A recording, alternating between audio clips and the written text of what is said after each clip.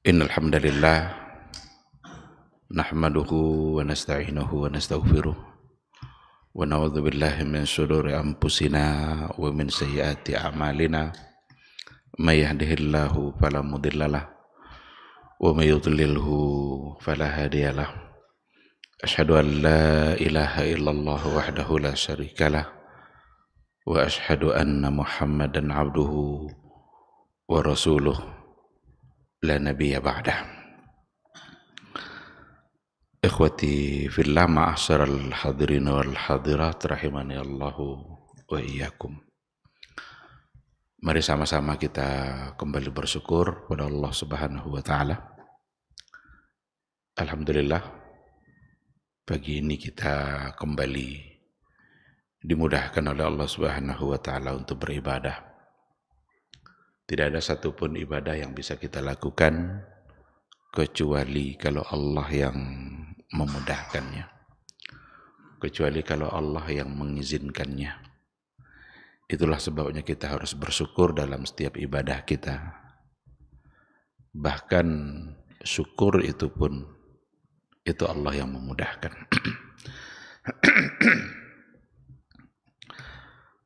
Oleh karena itu pantas kita mengucapkan Alhamdulillah sebagai bentuk syukur kita, dan kita berharap mudah-mudahan ibadah kita diterima oleh Allah.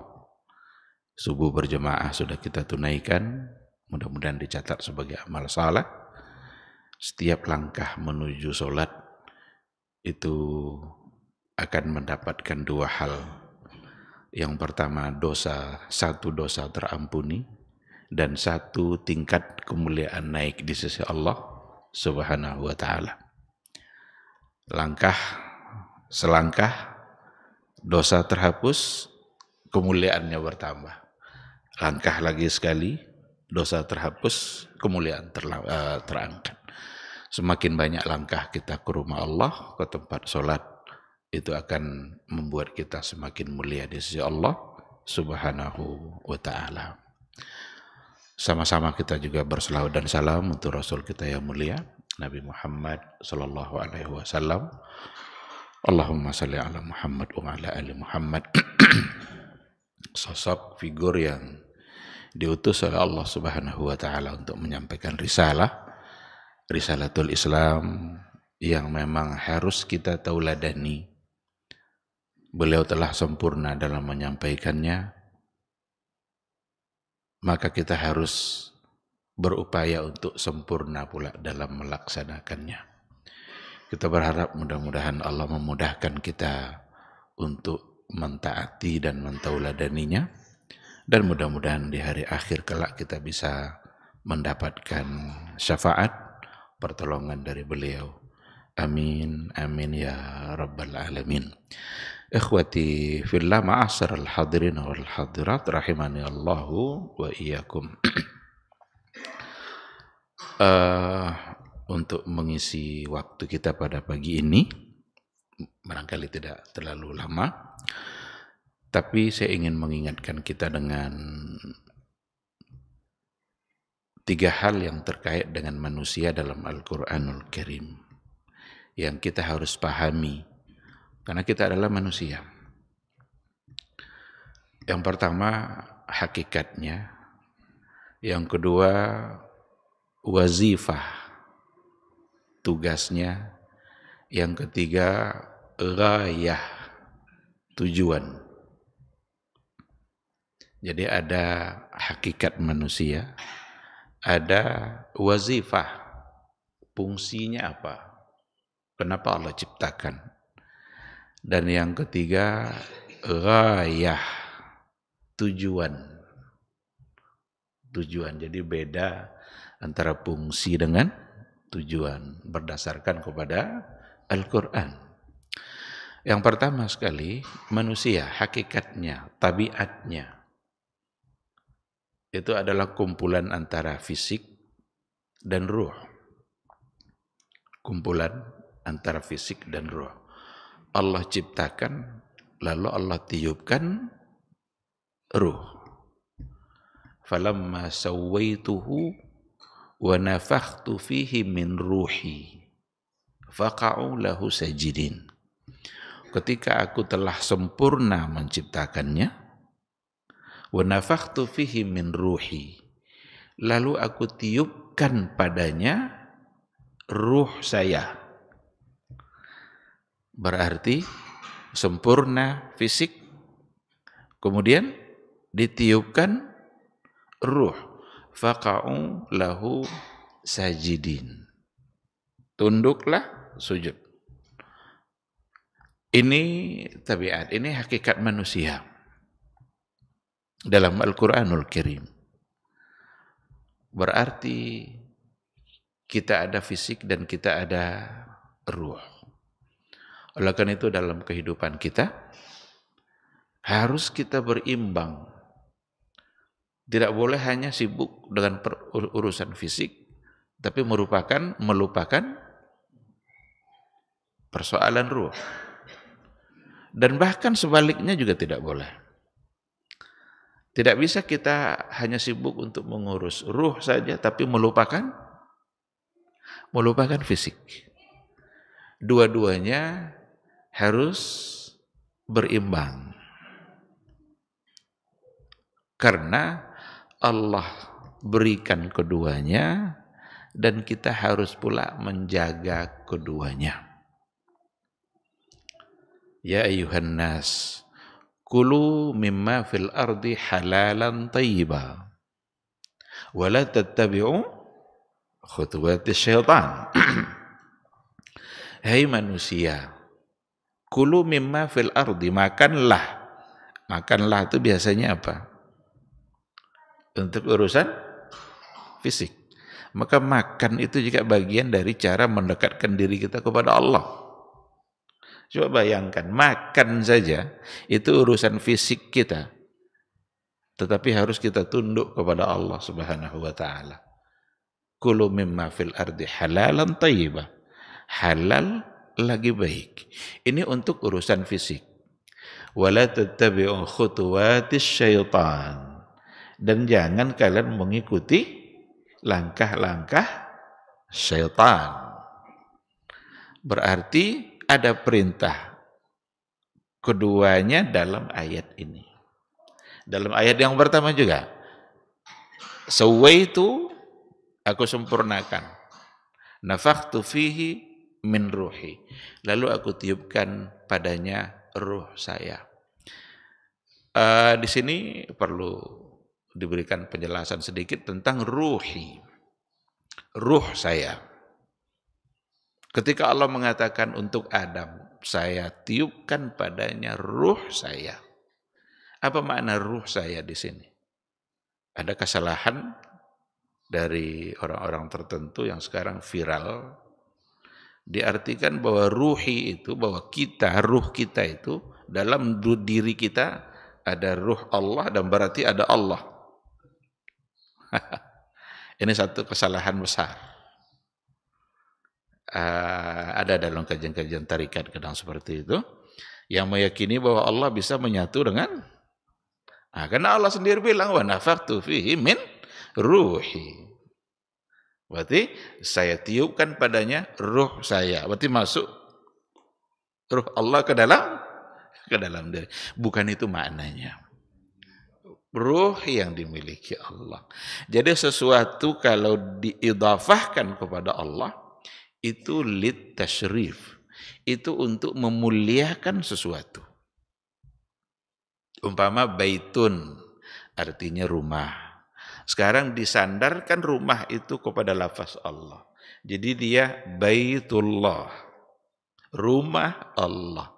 Ini lit tasyrif. Lit tasyrif itu artinya untuk menunjukkan kemuliaannya, karena Allah sandarkan lafaz itu kepada dirinya sendiri. Maka masjid-masjid disebut dengan Baitullah. Maka berbedalah Baitullah, rumah yang disebutkan, diidhafahkan di situ Allah, berbeda dengan rumah-rumah yang rumah-rumah yang lain. Kenapa disebut di situ Baitullah, rumah Allah? Rumah yang sering disebut nama Allah, rumah yang sering dibacakan ayat-ayat Allah, rumah yang memang membuat kita lebih bisa ingat kepada Allah. Mana yang bisa lebih ingat kepada Allah, di masjid apa di bioskop? Masjid. Maka disebut dengan Baitullah. Masuknya saja masuknya saja itu dianjurkan dulu untuk sholat 2 rakaat. Disebutlah dia dengan tahiyatul masjid. Apa makna tahiyatul masjid? Tahiyatan lirabbil masjid. Tahiyatan lirabbil masjid. Nah, itu yang makna dari tahiyatul masjid. Maka ayat tadi, wa nafakhtu fihi min ruhi. Kata ruh itu diidhafahkan, disandarkan kepada Allah. Karena yang untuk istilah ruh yang disandarkan kepada Allah bukan hanya ini saja. Ruhullah disebut juga seperti itu. Nabi Isa disebut juga, kan disandarkan juga.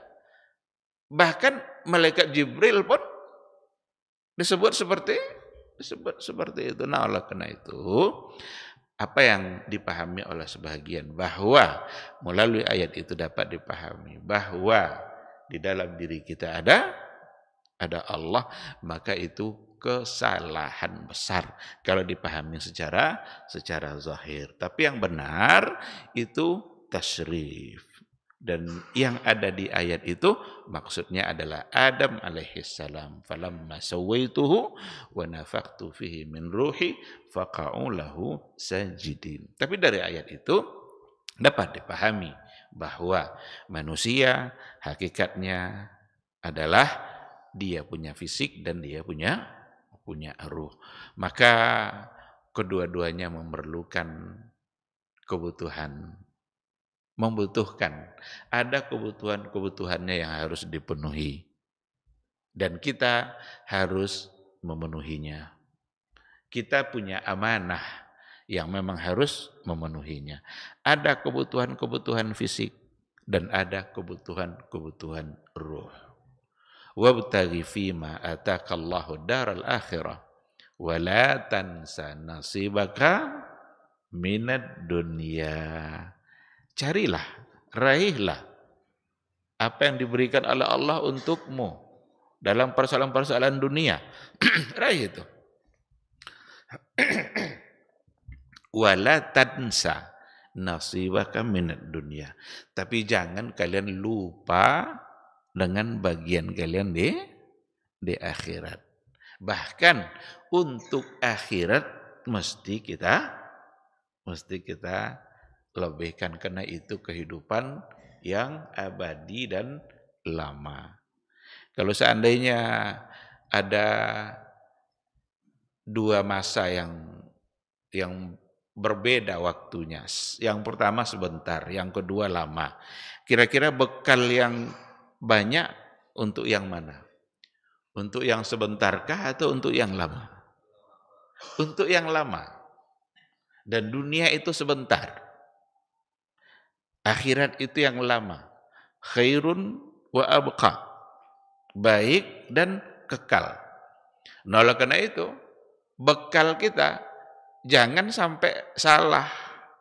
Karena banyak kadang yang salah dalam menilai, sibuk untuk mencari bekal dunia sebanyak-banyaknya, tetapi dia lupa untuk menumpuk-numpuk bekal akhirat yang sesungguhnya itulah yang lebih lama. Sibuk dengan akhirat saja melupakan dunia, itu ternyata juga tidak boleh. Ada banyak riwayat yang menunjukkan itu. Ada. Dan Nabi tidak setuju dengan perbuatan seperti itu.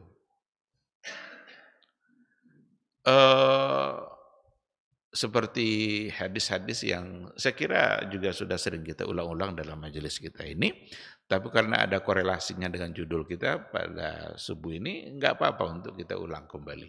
Seperti 3 sahabat yang datang menemui Nabi dan ketiga-tiganya ingin menandingi ibadah Rasul.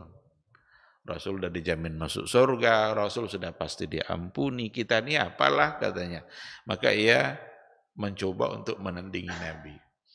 Datang dia ke rumah Nabi, tapi Nabi tidak ada. Yang ada adalah Aisyah, Ummul Mukminin.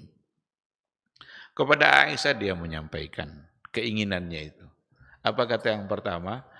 Agar ibadahnya banyak, maka dia akan puasa terus lalu tidak berbuka. Jadi nggak ada hari di mana dia akan berbuka, puasa terus. Yang satu lagi ingin sholat malam, tahajud terus, tidak tidur-tidur. Yang ketiga, ingin dia memperbanyak ibadat dengan cara tidak menikah. Karena dianggapnya bahwa menikah itu hanya akan melalaikan dari ibadah. Nggak tahu dia kalau menikah itu sendiri adalah bagian dari ibadah. Pulang Aisyah Ummul Mukminin disampaikan kepada Nabi. Nabi mengumpulkan sahabat dan naik ke mimbarnya. Apa kata Rasul di atas mimbarnya? Ma balu qaumin yaquluna kadza wa kadza. Kok ada orang yang berkeinginan begini-begini disebutkan oleh Nabi yang tadi itu. Nabi tak sebut orangnya. Nabi hanya sebut perbuatannya. Ini adalah salah satu dari fikih dakwah Nabi, hikmahnya dakwah Nabi. Yang penting kan bukan orangnya. Yang penting kan menyelesaikan persoalan. Fikrah yang mau diluruskan itu apa? Orangnya terserah siapa saja. Tapi kalau ada satu kesalahan, maka harus dirubah, harus diingkari. Maka Nabi mengingkarinya dan tidak menyebutkan sama sekali siapa orangnya, meskipun orangnya ada di bawah. Orangnya paham kalau yang dimaksud, ini saya maksudnya. Kok ada orang begini-begini kata Rasul. Ketahuilah, innama ana ahsyakum wa atqakum. Saya ini adalah orang yang paling bertakwa kepada Allah dan paling takut kepada Allah dibanding kalian. Tidak ada orang lebih bertakwa kepada Allah daripada saya, kata Nabi. Dan saya puasa, tapi saya juga berbuka. Saya bangun malam dan saya juga tidur. Wa ana atazawwajun nisa, dan saya juga menikah dengan banyak wanita. An-nikahu sunnati faman raghiba an sunnati falaisa minni. Nikah adalah sunnahku, siapa yang benci sunnahku maka bukan golonganku. Nah, oleh karena itu melakukan hal yang tadi itu, melupakan dunia hanya untuk akhirat saja, itu bukan sunnah Nabi. Itu bukan kebiasaan Nabi kita sallallahu alaihi wasallam. Tapi Nabi sedang mengajarkan bagaimana harus ada keseimbangan. Karena memang hakikat manusia ada fisik dan ada ruh.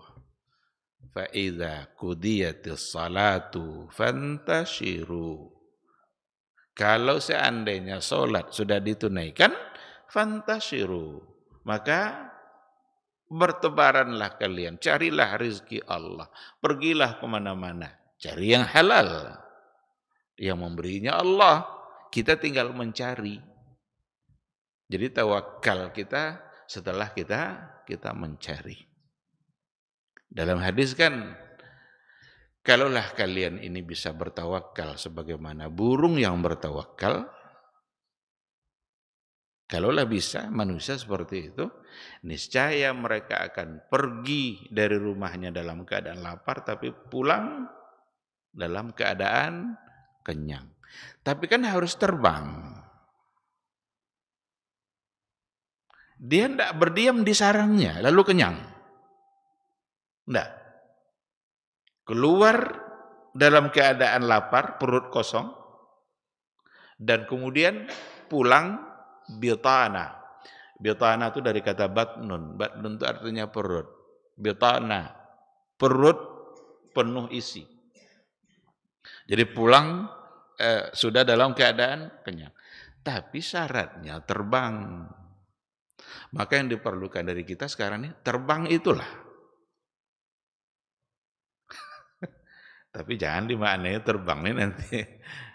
Terbang yang sebenarnya. Pergilah, carilah. Kita mau kerja apa, nggak ada masalah, asalkan halal. Jadi hilangkan minder, hilangkan malu.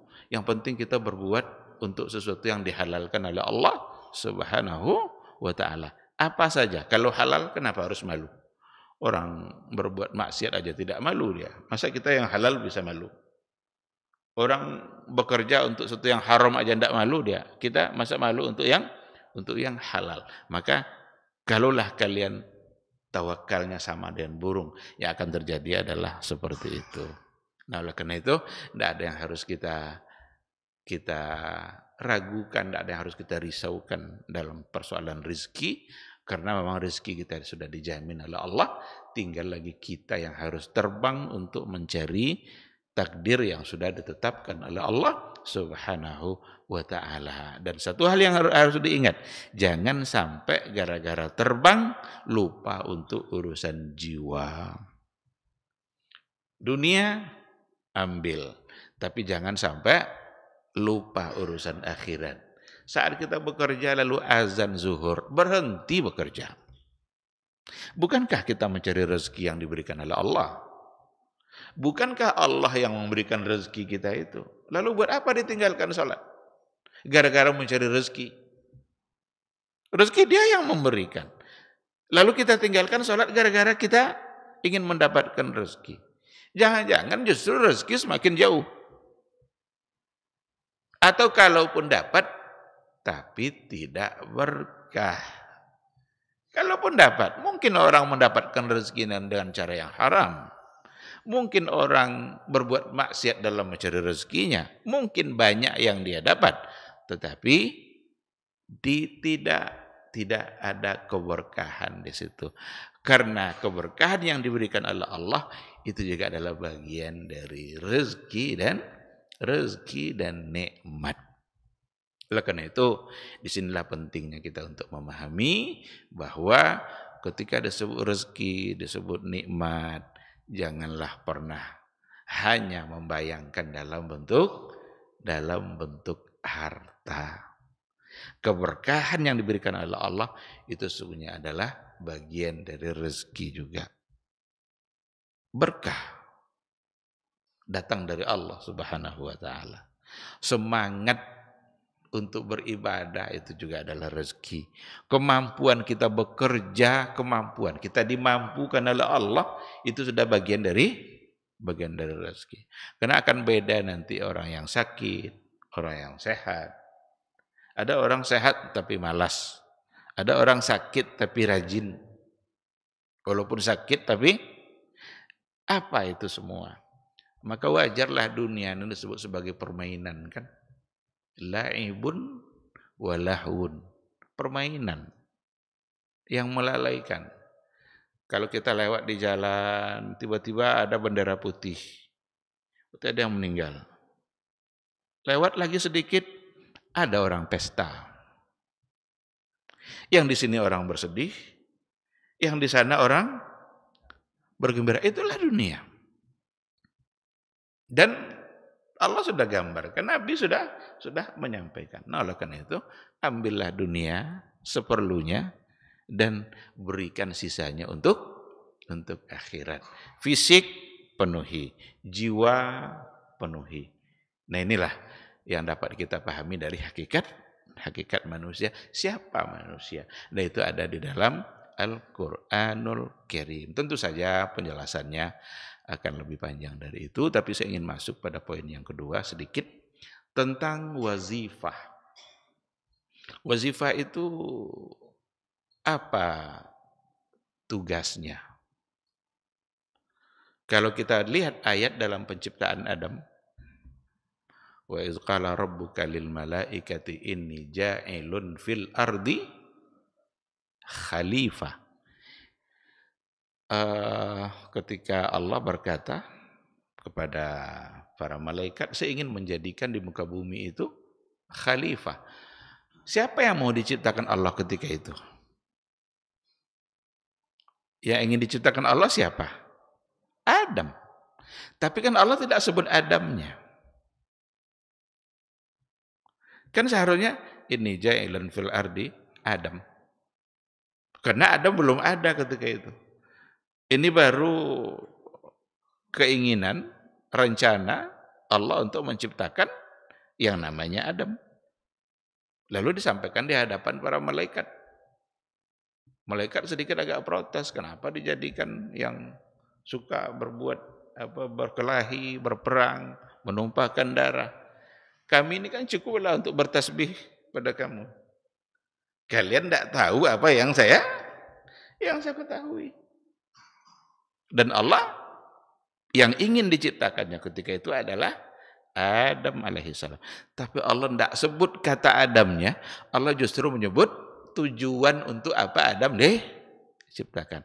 Berarti yang akan ada di muka bumi bukan hanya Adam, tapi Adam wa dzurriyyatuh. Adam dan keturunan-keturunannya. Allah kan bilang ini ja'ilun fil ardi.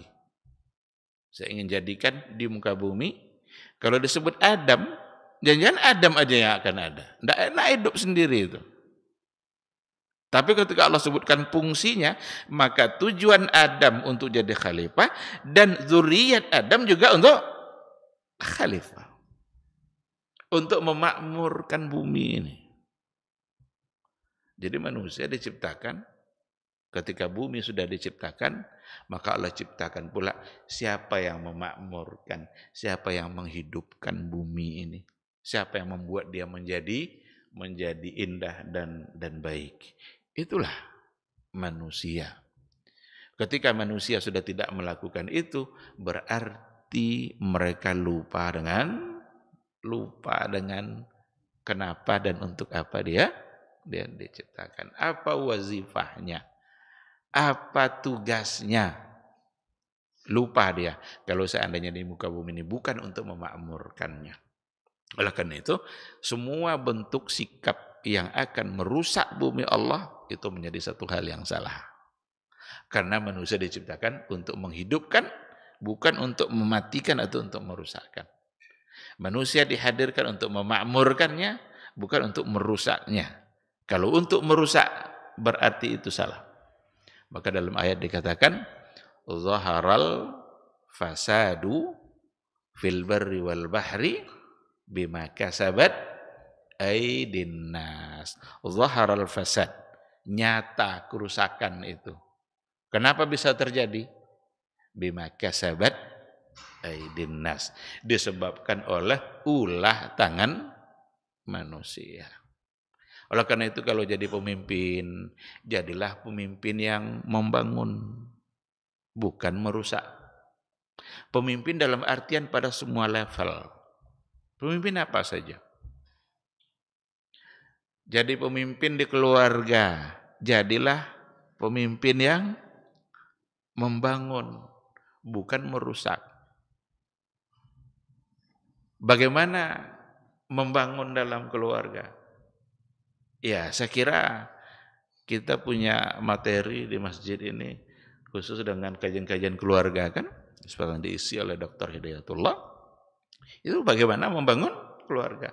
Belajar dari sejarah para sahabat untuk membangun keluarga. Itu makna khalifah dalam artian itu. Kalau menjadi pemimpin di level yang lebih tinggi, jangan jadi pemimpin yang merusak. Kalau seandainya dia jadi pemimpin tapi merusak, berarti lupa dengan wazifah. Lupa dia dengan untuk apa tujuannya sebenarnya dia ada. Padahal Allah sudah katakan inni ja'ilun fil ardi khalifah. Maka diturunkanlah syariat agar bumi ini menjadi makmur. Dalam catatan sejarah syariat Islam ketika dipimpin khalifah yang memang benar-benar berpegang kepada Al-Quran, 2/3 bumi Allah ini pernah dipimpin dengan Al-Quran dan Sunnah. Dan disitulah kemakmuran dunia yang sebenarnya. Sulitnya ada orang miskin coba pada masa Umar bin Abdul Aziz. Kenapa demikian? Karena memang dia laksanakan khalifahnya. Allah yang mengatur. Kalian kalau ingin memakmurkan bumi ini caranya oleh Allah. Ini yang harus kalian pegang. Ini yang harus dilaksanakan. Ini yang harus dijauhi. Karena Allah sudah atur dalam hukumnya. Hukum itu kan hanya dari dua sisi. Dari sisi perintah dan dari sisi larangan. Setiap ada perintah, pasti di situ ada baiknya. Dan setiap ada larangan, pasti di situ ada buruknya. Pasti itu, tidak boleh kita ragu. Nah, ketika Allah perintahkan lalu kita tinggalkan, berarti kita jauh dari kebaikan yang ada pada perintah tadi. Pada saat Allah melarang sesuatu, lalu kita kerjakan, berarti kita mendekatkan diri kita kepada keburukan. Allah sudah larang, lalu kita kerjakan. Tapi berapa banyak kemungkaran-kemungkaran terjadi di muka bumi. Kenapa begitu kehidupan menjadi tidak nyaman? Karena berarti banyak kemungkaran-kemungkaran yang terjadi. Semakin banyak, berarti hidup kita akan semakin sengsara. Karena fungsi khalifah tidak terlaksana. Saya kira ini pembahasannya juga akan panjang. Tidak saya sampaikan semuanya mengingat waktu juga. Saya ingin masuk pada poin yang ketiga. Jadi tadi apa? Hakikatnya, kemudian wazifahnya. Yang ketiga, ghayah. Al-ghayah. Ghayah itu tujuan. Dijawab oleh Allah dalam Al-Qur'anul Karim. Wa ma khalaqtul jinna wal insa illa liya'budun. Tidaklah aku ciptakan jin dan manusia kecuali untuk ya'buduni. Ya'buduni itu diantara maknanya liyuwahiduni, kecuali untuk beribadah kepadaku, kecuali untuk bertauhid kepadaku. Itulah ghayah. Dan ghayah inilah yang sangat penting untuk dipahami dan dilaksanakan. Enggak cukup hanya sebagai khalifah yang memakmurkan bumi. Hubungan sama Allah apa? Ini dia, wa ma khalaqtul jinna wal insa illa liya'budun. Jin, manusia tidaklah aku ciptakan kecuali untuk menyembahku, kecuali untuk beribadah. Oleh karena itu kehidupan kita 24 jam itu semuanya mesti liwahidun. Mesti terhubung dengan Allah. Kalau kita pahami baik-baik, Nabi kita mengajarkan kita berdoa dalam setiap penggalan hidup yang kita lewati. Mulai dari kita bangun sampai bangun kembali. Pas kita bangun, siapa yang kita ingat pertama kali? HP. Pas bangun yang paling ingat apa? HP. Allah, kan ada doa. Pas bangun apa? Alhamdulillah allazi ahyana wa ilaihin nusyur. Kata alhamdulillah baru saja kita bangun, harus connect langsung dengan Allah. Itu liwahidun.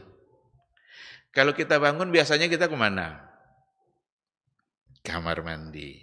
Masuk kamar mandi ada doanya enggak? Baca lagi. Keluar ada lagi. Setiap penggalan hidup kita, dari kita bangun sampai bangun kembali, ada Nabi mengajarkan. Kalau itu kita laksanakan, seandainya benar-benar kita laksanakan itu, tidak ada saat di mana kita tidak terhubung dengan Allah Subhanahu wa Ta'ala. Nanti kita mungkin kita mau sholat subuh ganti pakaian. Ada lagi doanya. Mungkin kita mau sisir rambut, bercermin dulu sebelum pergi ke masjid. Walaupun ke masjid tetap juga bercermin kan. Pasang peci baik-baik. Ada lagi doanya. Allahumma kama hassanta khalqi fa ahsin khuluqi. Sebagaimana engkau telah membaikkan rupaku, maka baikkan pula akhlakku. Selalu dihubungkan fisik dan ruh. Padahal awak bercermin tuh, saat bercermin pun yang kita ingat, itu dia. Jadi, wa ma khalaqtul jinna wal insa illa liya'budun. Dan semua itu kalau kita lakukan akan menjadi pahala dan kebaikan. Pasti akan jauh dari dosa dan kemaksiatan kalau seandainya benar-benar kita membaca atau mengingat Allah dalam setiap gerakan kita. Kita mau kemana aja. Nanti keluar dari rumah, ada enggak doa? Ada. Naik kendaraan, ada enggak doanya? Nah, oleh karena itu, keselamatan kita dalam berkendaraan, jangan andalkan keahlian kita dalam menyetir. Saya ini kan ahli menyetir nih, jam terbang saya sudah lama, pasti selamat. Enggak. Karena keselamatan diberikan oleh Allah. Nabi saja kalau jalannya datar, kalau jalannya mendaki, kalau jalannya menurun, ada enggak yang dibacanya? Untuk apa itu semua? Liwahidun. Wa ma khalaqtul jinna wal insa illa liya'budun liwahidun. Supaya mereka beribadah, menyembahku, mentauhidkan. Maka segala sesuatu harus kita hubungkan dengan Allah. Jangan sekali-kali kita mengandalkan kemampuan dan kelebihan kita dalam hidup ini. Kalau kita andalkan kelebihan kita itu sangat terbatas. Tapi kalau kita andalkan keberkahan dari Allah, sesuatu yang barangkali mustahil dalam pikiran kita, tapi kalau Allah menghendaki maka bisa terjadi. Jadi tidak boleh putus asa. Orang kalau sudah kena penyakit kanker payudara umpamanya, atau saratan, dalam istilah Arab saratan, itu seolah-olah tidak ada harapan. Nggak ada harapan kalau mengandalkan keahlian dokter. Tetapi ada enggak yang sehat? Ada. Kok bisa? Berarti ada kekuatan lain.